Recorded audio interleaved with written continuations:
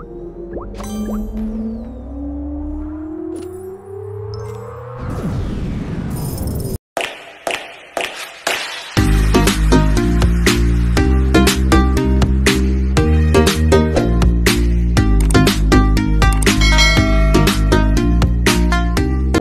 guys ay maglaro tayo ng Atrium Blast mula sa blank points na game.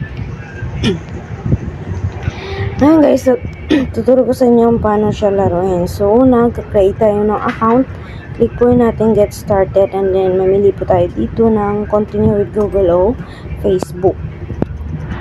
Tapos let's play na guys. So, dito guys, sa first natin na mission is kailangan po natin makakuha ng 18 white balls within 20 moves. So, dapat makuha natin lahat yan. So, ayan, mag-start na po tayo. Basta may makita po tayo guys, dalawang kulay na magkatabi, pwede po natin yan i-click para makuha natin yung white balls. So, as you see here, meron po tayong red or pwede din sa yellow para makuha po natin yung white balls. Pwede sa green or red, purple. So, ayan, dito naman red.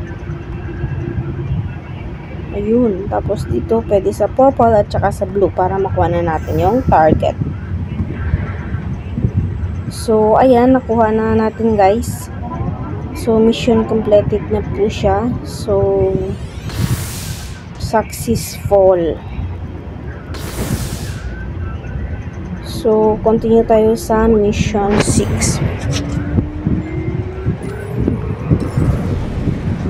So, yung points natin na nakuha is 2,083 blank points. So, dito guys, i-claim lang po natin yung play 1, game 1-1. So, sa play 5 games na tayo, 1 to 5 yan, mission yan guys. So, close lang po natin and then back to games. So, now, mission 7 na po tayo. So, kailangan din maka-target ng 11 white balls within 23 moves. So, dapat makuha po natin lahat ng white balls.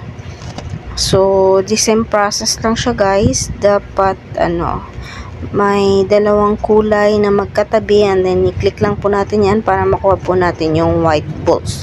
Since wala siyang kulay na magkapareho o magkatabi, kailangan po natin maghanap ng ibang kulay na magkatabi para makakuha natin yung white balls na tina-target natin.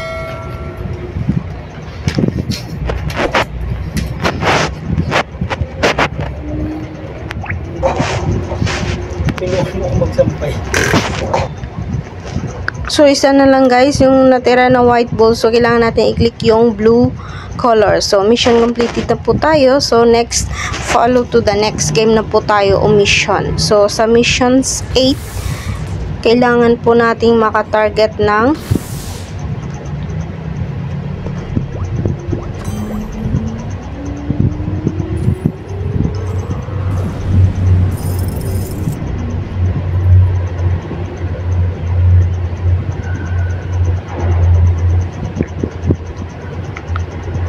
kailangan po natin maka-target ng 12 na white balls, 5 na red, tapos 5 na green, and 5 na yellow. So, ito medyo mahirap siya guys, pero easy lang yan. Dapat makuha natin yung target within 22 moves. So, dapat ma-target na natin lahat.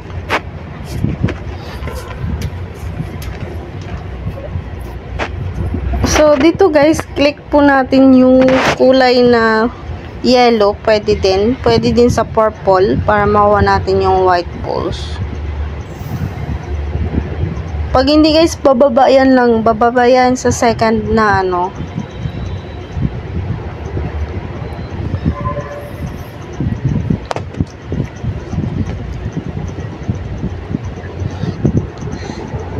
So, bali tatlo na lang yung white balls na natira.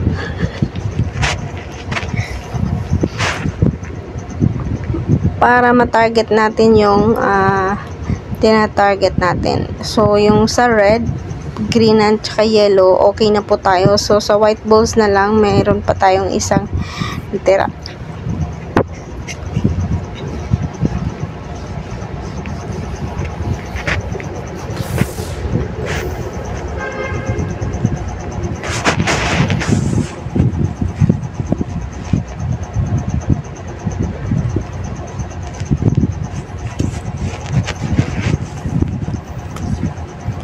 Click po natin yung green para makuha natin yung last na white ball.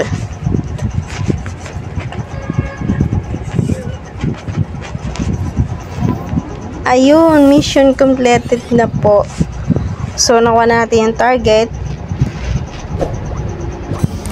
Ngayon, punta tayo sa next mission. So, ngayon guys, yung points natin is nasa 5,686. So, pwede na natin siya i-cash out since naka 5,000. So, try natin mag-cash out. So, cash out dito guys, mayroong Coinbase o PayPal na option. So, sa akin, pipiliin ko yung Coinbase. Since dito, Coinbase pinili ko, pwede sa Bitcoin or pwede sa Ethereum. So, try natin mag-cash out. So, dito, hindi pwede kasi yung score natin is nasa 5,000. So, ang minimum na cash out is dapat naka 23,000 blank points. So, hindi pwede mag-cash out. So, dito guys, ang ginawa ko, nag-fast forward ako. Bali, nilaro ko siya doon sa 5,000 points natin na score hanggang sa 26 para maka-cash out tayo. So, dito, cash out tayo ulit para makuha natin yung points natin. So, ayan, the same process lang guys. Bitcoin pa rin yung chinus ko. So, dito, mag-a-ask yung Coinbase. Enter the email address you want to use as your Coinbase account. Since mayroon na po ako.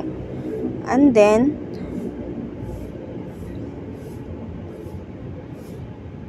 pag-choose natin yan guys, so may makikita na po tayong next option. So, ayan, time to cash out. So, enter lang po natin dito yung ating email address sa Coinbase natin na account. So, enter po ang email address and then, i-click lang po natin yung OK.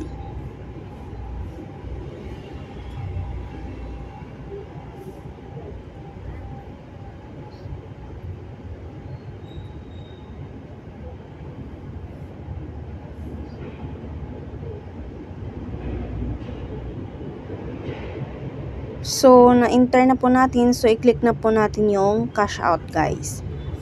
So, dito, cash out confirmation. So, i-click lang po natin yung OK.